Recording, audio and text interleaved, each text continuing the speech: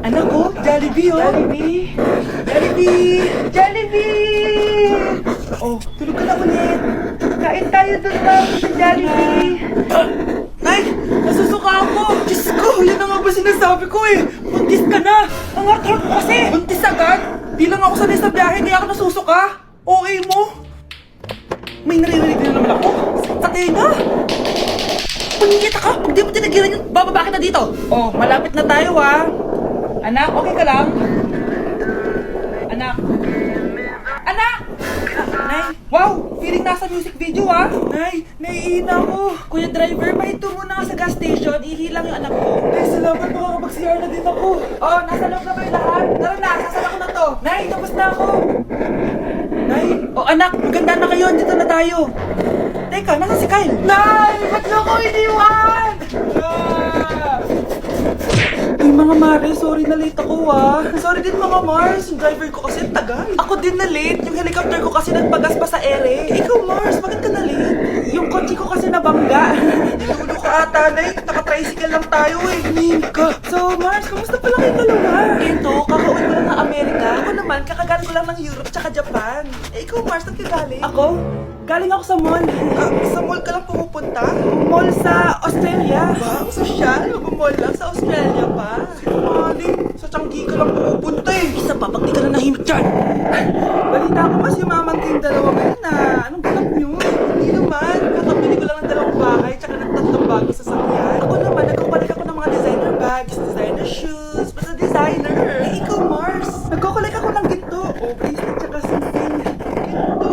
Nagkukulik ka ng sama ng loob ka mo. Punyeta ka, huwag mong hintayin sa mamaloob ko sa'yo. Buti ba mag-order na tayo mga Mars? Excuse me, can I have the fettuccine bread? Yung second steak with white caviar. Samahan mo na rin ng wine. Ang pampasa dito. Sige, spaghetti na lang. Steak yung sa akin, Nay ha. Gusto daw na steak ng anak ko. Hati na lang kami ng anak ko. Sige, spaghetti na lang daw. A few moments later. Sino po magbabayad ng bill? Kuya waiter, ikaw na lang mamili kung sino magbabayad sa aming tatlo. Mayaman naman kami lahat. Si ma'am po. Ako? Ikaw magbabayad, Nay. Congrats, Mars. Magbayad ka na. Wait lang. Sir lang ako ha. Sige, Mars. Babalik pa ba yun? Alis na ako. Bahala kayo dyan. Ma'am, parang wala po ata sa lesson natin yung number 5. Eh, wala ka? O sige, bonus na lang yan. Thank you, ma'am. Ma'am, wala po ata sa lesson natin yung number 5. Oh, ano gagawin ko? Puro ko kasi daldalan, kaya di mo alam. No, favoritism si ma'am. Mas nasabi ka? Ay, wala po. A few moments later. So, wala lang siya kadala. Ma'am, pwede ba pa-excuse? Sumasagat po yung puson ko eh. Sige, patala lang sa clinic. May kapot doon. Sige po, ma'am. Nagats niyo ba, class? Ma'am, excuse po. Sumasagat po yung puson ko. Ang arte mo naman. Konting sakit lang. Excuse agad? Kapag hindi maganda. Huwag na makilarte. Kala mo naman ang ganda ni ma'am. Ano po, ma'am? Sorry po, absent ako kahapon. Nagkaraglag po kasi ako eh. Ganun ba? Sige, excuse na lang kita. Sige po, ma'am. Thank you po. Ma'am, excuse po. Nilaglag po kasi ako kahapon kaya di po ako nakapasok. Naku, tigilan mo ako ha. Walang isang araw na lagnat. Sabihin mo, tapat siyang pumasok. Eh, ikaw nga, palagi ka nga di pumapasok eh. Ano sabi mo? Totoo naman, ma'am. May favoritism ka. Susubok kita sa principal. Maniniwala ba ang principal sa'yo? Eh, wala ka namang ebidensya. Anak, mag-exam tayo mamaya ha. Dapat mas mataas grades mo kay Scarlett. Oo naman, Nay. Mas magaling naman ako sa kanya. Anak ni Ma'am si Samantha. Ito yung mga sagot mamaya sa exam. Perfect mo yan. Sige na, Nay. Baka may makakita pa sa atin. Kumanda kayong dalawa sa principal. Tapos na yung maliligayang araw niyo. Ang bago nating top 1 ay si Samantha. Galing mo, Samantha. Naku, basic lang yan. Paano nangyari yun? Pasado kayong lahat, pero may isang bagsak. Si Scarlett, talagang favorite mo si Samantha. Parehas lang kami ng average. Paano ako bumagsak? Di ba sinasagot mo ako? Eh, di bagsak ka ngayon? Handa ka sa akin. A few moments later. Class, mag-behave kayo. Nandito yung principal natin. Magandang umaga, class. Kamusta yung bago nating teacher? Gusto ko pong i-report yung teacher na yan dahil may favoritism po yan. Favoritism? Sinungaling ka, Scarlett! Mabait sa amin si ma'am! Opo ma'am! Mabait po ako sa kanila! Pantay-pantay lang po yung tingin ko sa kanila! Huwag mo na pagtakpan nanay mo, Samantha! Hala, OMG, magnanay sila. Ma'am principal, pagpasensyahan niyo na siya. Baka di niya alam yung sinasabi niya. Meron ako ebidensya dito nagpapatunay na binigyan ng sagot ni ma'am si Samantha. At tinawag ng nanay si ma'am. Bawal to sa school natin Kayong dalawa, mag-usap tayo sa principal's office. Ma'am, magpapaliwanag po ako. Ang bago nating top 1 ay si Scarlett. Yes, Scarlett, deserve mo yan. Marami pong salamat, Ma'am Principal. Alam mo, buti na lang hindi mo na-picture yung nanay mo. Anong sabi mo? Hindi mo ba alam na magkapatid kayo ni Samantha? Iisa lang kayo ng nanay. Kahit malakas ang ulan, wala pa ding suspension. Wala pa ding suspension? O anak, pumasok ka na. Ayoko na magsususpend din naman. Ang tamad mo talaga, kaya ka bumabagsak eh. Pumasok ka na. Sige na nga, papasok na ako. Oh, Be, napatawag ka. Lakas ng ulan, Be, papasok ka ba? Wala pa suspension, di ba? Huwag na natin hintayin mag-suspend, Be. Huwag na tayo pumasok. Oo, sige, Be, huwag na tayo pumasok. Hindi naman papasok mga teacher natin. Wala papasok, ha? Oo, Be, huwag na tayo pumasok. Hello, Pre, nasaan na kayo? Papunta na ako ng classroom. Nasa bahay kami, pre. Anong ginagawa mo dyan? Ha? Bakit nasa bahay kayo? Di ka ba updated? Suspended na daw yung klase. Basa-basa ka kasi. Bakit kayo lang nag-suspend? Nakapag-saving na ako dito, oh! Good morning, class.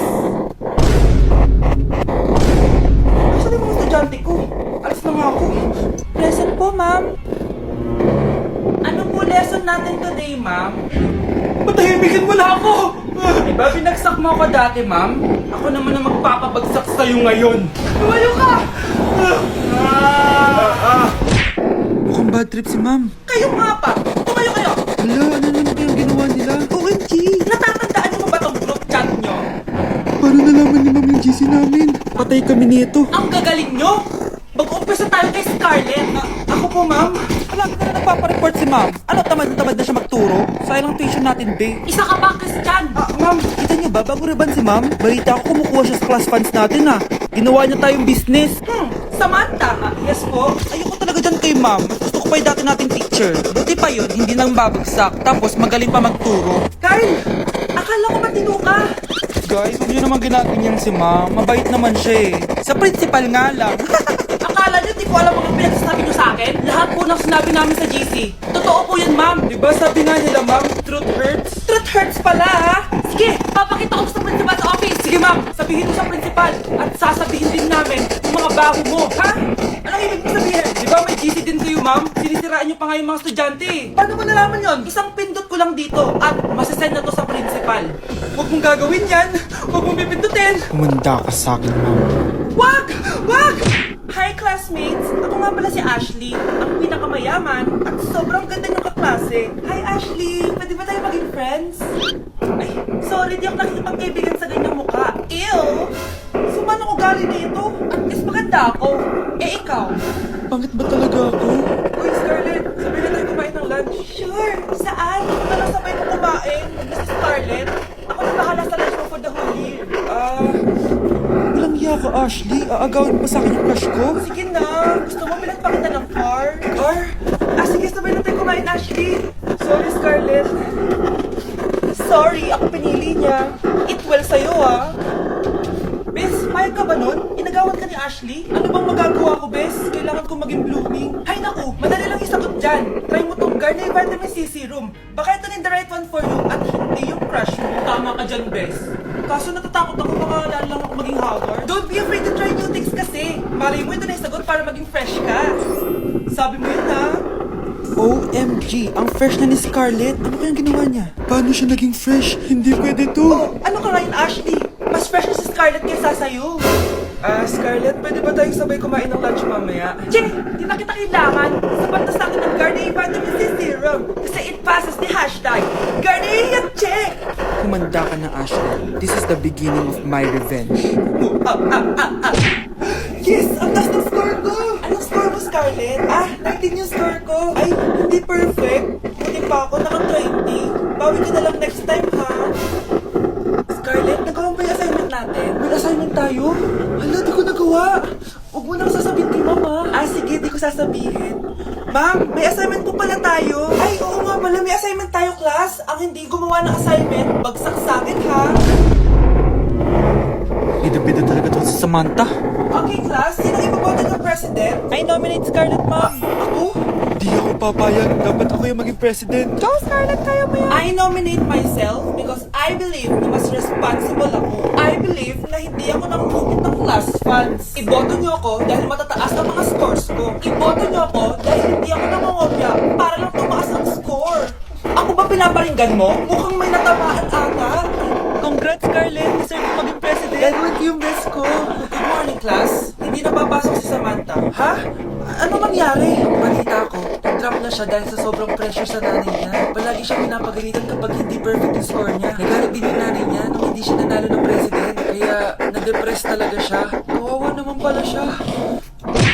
Bakit nawawala ka naman ng class funds, ha? Sinong kumuha na ito? Ah, ma'am, kilala ko po kung sino kumuha. Oh, Samantha, sino kumuha? Sino pa ba, ma'am? Eh, this is Scarlett. Ha? Wala akong kinukuha. Scarlett, ikaw pala yung kumuha ng class funds? Sumama ka sa principal. Ngayon na. Napaka-hype talaga nitong si Samantha. Bye, Scarlett. Dami na ito ah. Makakabili na ako ng bagong phone. Ha? Nahuli din kita. Ikaw pala yung kumukuha ng mga class funds natin? Oo, ako yung kumukuha. Bakit? May problema ba? Ang problema ko, ikaw. Ako kasi nisisimod ang kumukuha ng class funds. Eh, ikaw naman talaga? Isusumbong kita kay ma'am. Wala ka namang ebidensya. Ikaw ang isusumbong ko dahil naniniwala naman sa akin si ma'am. Manda ka sa akin, Samantha. Wow, may bagong phone si Samantha. Sana all. Bigay ito ng parents ko, guys. Class! Sino naman kumuha sa class funds? Si Scarlett po yung kumuha, ma'am. Pagsabihan nyo nga yan. Ako na naman. Nagpapatawa ka ata, Samantha. Talaga ba, Samantha? Kitang-kita ko na kumuha ka dito. At narinig ko. Nabalak mo na naman si Scarlett. Ah, ma'am, di po ako yun. Gagawin mo pa ako sinungaling? Diyan ka naman magaling, di ba, Samantha? Sa pagsisinungaling. Sumama ka sa akin sa principal at ipapatawag ko yung magulang mo. Buti nga sa'yo, Samantha. Deserve mo yan. Nag-uumpisa pa lang ako.